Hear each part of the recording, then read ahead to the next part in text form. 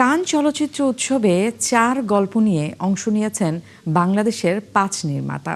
উৎসবের কান ডক্সে অংশ নিয়ে তারা নিজেদের ডকুমেন্টারি চলচ্চিত্রের জন্য আন্তর্জাতিক অর্থায়নের সহযোগিতা খুঁজছেন।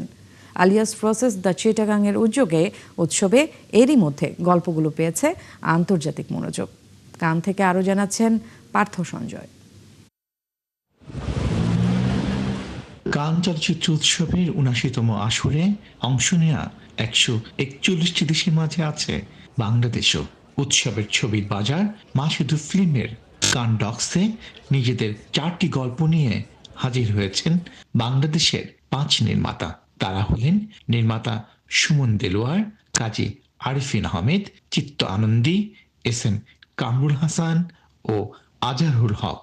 স্পেশালি একজন নানুকে নিয়ে গল্প, যে তার নাতি নাতনির সাথে তাদের সম্পর্কর বিভিন্ন ধরনের আপ ডাউনের মধ্য দিয়ে আসলে বেশ কিছু গুরুত্বপূর্ণ ইস্যু চলে আসে, যেমন মাইগ্রেশন, একই সাথে ডিমেনশিয়ার মতো বিষয়গুলো।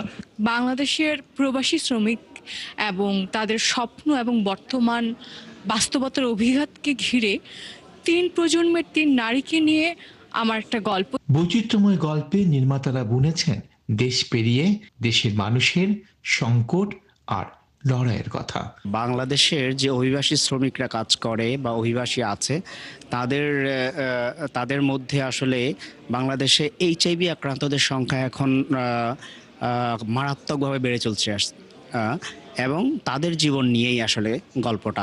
ইন সার্চ অফ হার, আর বাংলায় বললে মায়েদের খোঁজে। তো এটার আমি প্রডিউসার আর আজহার ভাই হলো ডিরেক্টর। তারা যদি মনে করে যে এই প্রজেক্টটা সম্ভাবনা হয় তাহলে তারা তো আমাদের সাথে হয়তো কো প্রডিউস হিসাবে ইনভলভ হবে। শতাধিক শিশুর চুরি হয়ে যাওয়া এবং প্রায় 50 বছর পরে তাদের ফিরে আসার গল্প।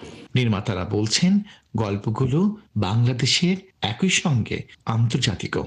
গল্পটা বাংলাদেশের হলেও খুবই ওতপ্রোতভাবে এবং খুবই ভীষণভাবে এটা বৈশ্বিক। আমাদের গল্পগুলোর ডাইভার্সিটি আমরা সার্বজনীনভাবে নিয়ে আসছি এবং সেটা অবশ্যই গ্লোবাল অডিয়েন্সকে কানেক্ট করছে। উদ্যোগটি নিয়ে আশাবাদী আলিয়াস প্রসেস দ্য চিটাগাংয়ের পরিচালক।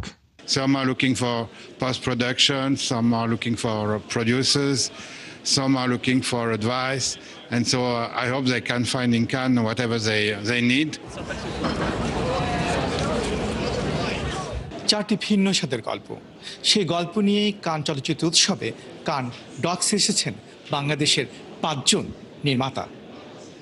বিশ্বাস, আগামীর বিশ্ব চলচ্চিত্রে এই গল্পগুলোই হয়ে উঠবে বাংলাদেশের গল্প। পার্থ সঞ্জয়, ৭১, কান চলচ্চিত্র উৎসব, কান, ফ্রান্স।